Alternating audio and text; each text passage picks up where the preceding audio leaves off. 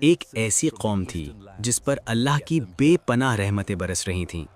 سرسبز و شاداب زمین، بھرے ہوئے اناج کے گودام، دھوپ میں چمکتے عالی شان محل اور ایسے بازار جہاں دولت کی ریل پیل تھی۔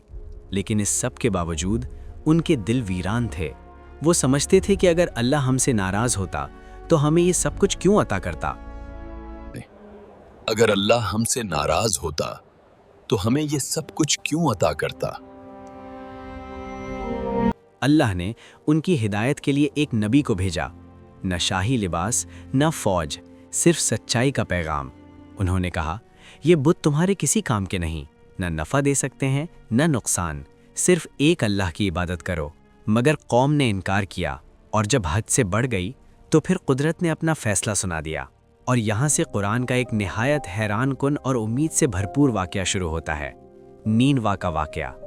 آج کے عراق کے علاقے میں دجلہ کے کنارے ایک قدیم اور خوشحال شہر آباد تھا۔ تجارت دریا کے ذریعے ہوتی تھی، دولت عام تھی، اور لوگ خود کو اللہ کے عذاب سے محفوظ سمجھنے لگے تھے۔ اللہ نے انہیں ایسی نعمتیں دی تھیں جو بہت کم قوموں کو نصیب ہوئیں، مگر انہوں نے نعمت کو ہی سب کچھ سمجھ لیا اور نعمت دینے والے کو بھلا بیٹھے۔ یہ قوم حضرت لوط علیہ السلام کے بعد آئی تھی، مگر وقت کے ساتھ غرور، خواہشات اور دنیا کی محبت میں ڈوبتی چلی گئی۔ قرآن کے مطابق وہ شرک میں مبتلا ہو چکے تھے۔ اللہ کو چھوڑ کر دوسروں کو پکارنا، بتوں کو ذریعہ سمجھنا اور یہ کہنا کہ یہ ہمیں اللہ کے قریب کرتے ہیں۔ یہ ہمیں اللہ کے قریب کرتی ہے۔ اللہ سورہ یونس میں فرماتا ہے کہ یہ لوگ ان کی عبادت کرتے ہیں جو نہ نقصان پہنچا سکتے ہیں نہ فائدہ، اور کہتے ہیں کہ یہ اللہ کے یہاں ہمارے سفارشی ہیں۔ اور سورہ احقاف میں بتایا گیا ہے کہ اس سے بڑا گمراہ کون ہوگا جو ایسے کو پکارے جو قیامت تک جواب ہی نہ دے سکے۔ اسی شہر میں اللہ نے حضرت یونس علیہ السلام کو بھیجا۔ ان کی آنکھوں میں درد تھا اور باتوں میں یقین۔ وہ کہتے تھے، صرف اللہ کی بندگی کرو، اسی سے ڈرو اور اسی سے امید رکھو۔ مگر لوگ مذاق اڑاتے، کہتے، ہم طاقتور ہیں، مالدار ہیں، اگر اللہ ناراض ہوتا تو ہم یہاں کیوں ہوتے؟ تم ہمارے معبودوں کی توہین کر رہے ہو، یہاں سے چلے جاؤ۔ تفاسیر کے مطابق اس قوم کے سردار بتوں کی عبادت کے ساتھ ساتھ اس سے فائدہ بھی اٹھاتے تھے۔ یہ صرف عقیدے کا مسئلہ نہیں تھا، بلکہ ایک بڑا کاروبار بھی تھا جو انہیں چھوڑنا منظور نہیں تھا۔ حضرت یونس برسوں انہیں سمجھاتے رہے، مگر جواب یہی ملتا، اگر تم سچے ہو تو عذاب لا کر دکھاؤ۔ پھر ایک دن نبی کا دل غم سے بھر گیا اور وہ اللہ کی اجازت سے پہلے شہر چھوڑ گئے۔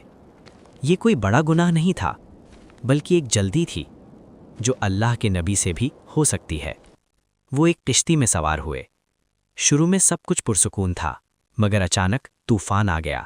ملاح گھبرا گئے اور بولے، وزن کم کرنا ہوگا ورنہ کشتی ڈوب جائے گی۔ قرہ ڈالا گیا، نام نکلا یونس علیہ السلام۔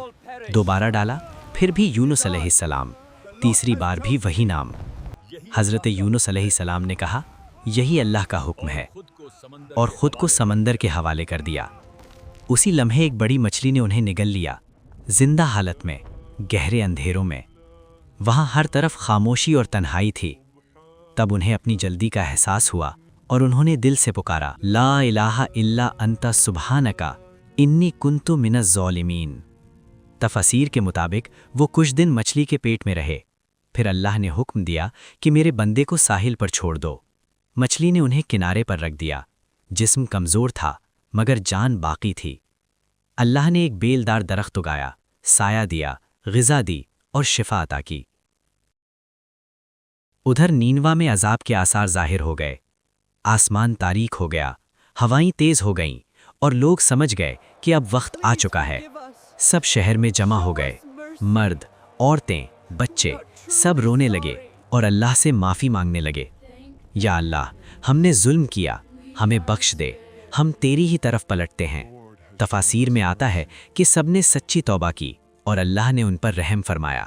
عذاب ٹل گیا، شہر محفوظ ہو گیا۔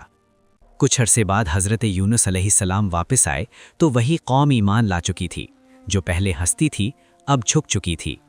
یہ قرآن کی وہ مثال ہے جہاں ایک پوری قوم کو توبہ کی وجہ سے بچا لیا گیا۔ اس واقعے سے ہمیں یہ سیکھنے کو ملتا ہے کہ مشکلات چاہے کتنی ہی بڑی کیوں نہ ہوں، اگر ہم دل سے اللہ کو پکاریں تو رستہ نکل آتا ہے۔